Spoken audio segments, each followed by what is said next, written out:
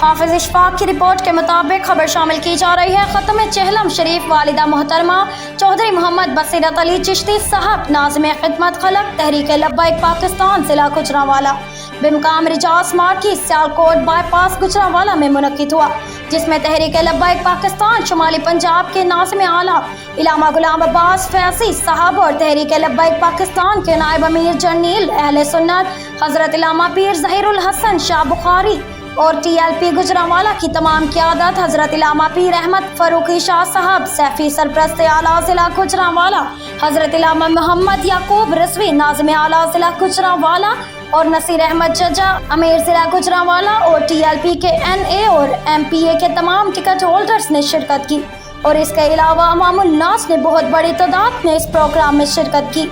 पीर ज़हीरुल हसन शाह ने अपने खिताब में कहा कि जो लोग तहरीक ख़त्म नबूवत में मरज़इयों के हमायती थे, आज भी वही लोग मरज़इयों के और मरज़इयों के हक़ में बोलने वाले मिर्ज़ा मोहम्मद अली जहलमी के हमायती हैं।